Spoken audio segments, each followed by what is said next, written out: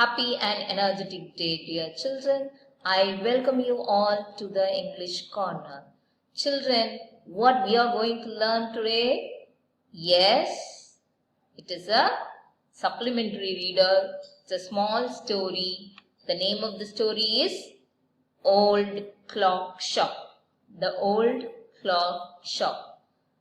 It will be very interesting if you know in depth and if you go in depth about that story, right? The Old Clock Shop. It's a small concept which is explained for you, right? It's all Christmas Eve. You know how a Christmas Eve will be? Very good. It will be full of snow and full of celebration mode. And the closing time of shops. So shops will be open till midnight, 12 o'clock, 1 o'clock, all that. Okay. Now this is the outline of the first part of the story, dear. It's Christmas Eve and closing time for shop. Ray's old clock shop is still open. So Ray is the name of the person. He is the owner of the clock shop. He's old man and his old clock shop is still open. All other clock shops and all other shops are all at the closing time. Two shoppers call at this late hour. So two shoppers are coming to his old clock shop. Let us see what is happening. Okay. So can you able to see the clock? It is one of the old clock. So Christmas Eve had arrived. As last minute shoppers were going home, a thick white sheet of snow lay over Salt Lake City, USA. Yet the lights were still burning in the old clock shop as Ray, its old deaf owner, worked on a clock he had sold that day. So Christmas Eve had arrived. Everybody will buy gift and they will give to their real relatives or young ones or dears. Okay. At the last minute, shoppers were going home. That is, at the last minute, they will buy something, some gift in a hurry, and they'll go home to give the Christmas gift to their dearest persons. Okay. So a thick white sheet of snow layer over Salt Lake City, USA. So this story is happening in USA. Can you able to see the picture with lot and lot of snowfall? That is how the Christmas time will be. Right, December, it will be full of snow. A thick white sheet of snow lay over Salt Lake City, USA. That means what? The snow was falling heavily. A thick layer was formed. But still, lights were still burning in the old clock shop. Whose clock shop?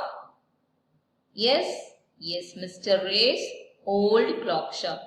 So here one advantage or disadvantage, in whatever way you want, you can take it. He is an old man. He is deaf and dumb. Okay. He is a deaf owner, worked on a clock. So he used to work on that clock shop. See here the old clock shop, right? So he used to work on the clock. Very minute parts and all will be there in the clock. He used to repair that. He got a good name and he used to sell that clock, and he had sold that day. So many clocks he would be selling that day, right? So he was taking accounts of that day's sales. Understood? Is it clear? So Christmas Eve had arrived.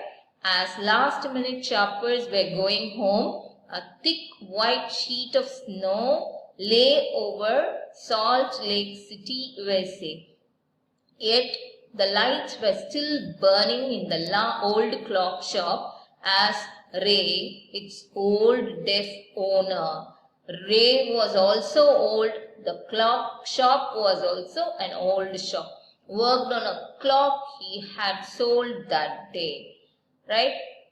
So having finished his work, now he finished his work, he started taking all the accounts and he closed the accounts. Ray stood up and was on his way to the back room when a cold rush of air from the front door hit the back of his neck.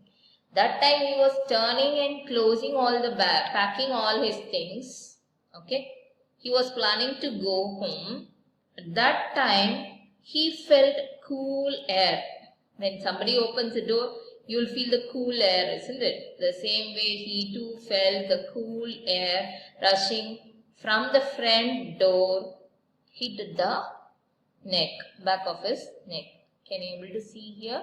One person was standing and one more person was standing near the door, right? So two persons, and he is only Ray, right? He is Ray, the shopkeeper, the oldest person. He was only deaf, right? So this clock was really wonderful, right? Now he turned to meet a last minute shopper. Okay, anyway, they came to our shop. It is our duty to ask what the customer needs, right? So, but his old wise eyes told him that this was not a shopper. This was not a shopper. That means what? By experience, this old man could able to find by seeing their eyes itself whether they are coming to our shop to buy things or they need somebody else, something else, right? So he saw two men, one in his 20s, the other closer to 50. The younger man remained at the door. The older man approached the counter with no sign of friendliness in his eyes.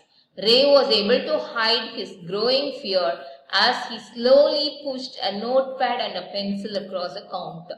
So he turned to meet the last minute shopper, isn't it? But his old wise eyes told him they didn't come for shopping. They didn't come to buy things, buy watches or clocks. He saw the two men, right? One near the door. Can you able to see? One person was standing near the door. He will be in 20s. So his age will be nearly 20, 25, like that.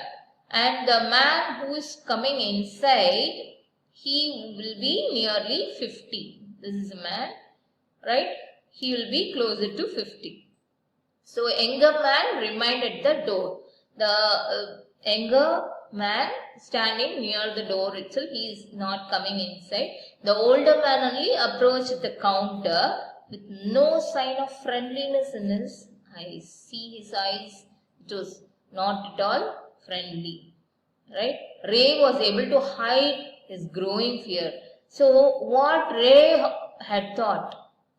Somebody will come to what? Stole all the money, isn't it? This time when the collections will be more, that time, and that too it is late in the night, so anything may happen. So Ray got fear, but he slowly, what happens? He hid the fear and he pushed his notepad. Can you able to see the notepad in the table? Yes. So he pushed his notepad and a pencil across the counter, right? Because he was deaf. He cannot hear what the customer is saying, right? He smiled at the unfriendly face. Ray, the old man, smiled at the unfriendly face, the customer. Then pointed to his ears and shook his head from side to side. That means he is pointing out that he cannot hear anything. A quick look of surprise changed the man's face as he studied the notepad, then turned and said something to his friend. So what happens? This customer was very surprised. His face changed and he turned to his friend outside, who is standing outside. He said something. Okay. what he said. We will see that. Now, Ray used the chance to look closely at the man, paying attention to the shape of the gun and a restless hand in the man's right coat pocket. So, in his right coat pocket, the man, the customer, seems to have a gun. Anger boiled within him, but it was kept down by an inner voice that said, "Be still." So now Ray has so many emotions within him. One is great anger because the customer is having a gun, okay, and fear is there. That also, everything he was hiding within himself, and the inner voice said, "Be still, be calm." He wrote on the notepad. What he wrote? Mr. Ray wrote, "May I help you?" For the first time, the older man looked directly at Ray and smiled. Now the customer was smiling at Ray for the first time because he is asking, "May I help you?" That means what? The customer thought that, okay, he will fulfill his needs. So that satisfaction came to the customer, so he started smiling. A cruel, mocking smile. That too is not a normal smile. It is a cruel, mocking smile. That means a villain's smile. Okay. They both understood why he was there. So that means the customer who came, the shopper or customer, whoever it is, who came to the shop needs money. The shopkeeper, that is Mr. Ray, understood that. Okay. So they both understood why he was there. Why his friend reminded the door. Why his friend reminded the door. If somebody is coming or any danger, immediately he will give a signal and they both will escape from that shop. That is the plan. They looked like men who were down on their luck and were now ready to try something they would later be sorry about. That means, they are planning to steal something from the shop, particularly money. Okay. So that is the reason why the younger man was standing outside. They looked like men who were down on their luck. That means if they are not good enough, lucky enough, okay, they are ready to steal things. Now, Ray knows that his visitors are in need. Ray, being an old man, he knows that visitors are in need. That too, it's a Christmas Eve time. So if it is a festival time, everybody will spend more amount of money. He accepts an old watch in exchange for a good sum of money. The message of peace and goodwill spreads everywhere as the old clocks chime Merry Christmas. So this is the outline of the second part of the story, dear. Now Ray knows that the shopper needs money, right? The clocks ticked on. That means the time is moving on. Ray calmly wrote another message. There was a pin drop silence. Nobody is talking to one another. Only eyes are talking and written in the written format. So Ray calmly wrote another message. Have you come to pick up a clock or a watch? So he knows clearly that he's not coming to buy anything. But even then, he was asking, he was writing and asking, have you come to pick a clock or a watch? Then he pointed to the lone board filled with the hanging clock. Lone board was there, in that shop. He pointed out that the customer pointed out that loan board. That means what? He needs loan. Children, time is up. We will see in the next session, dear. Thank you.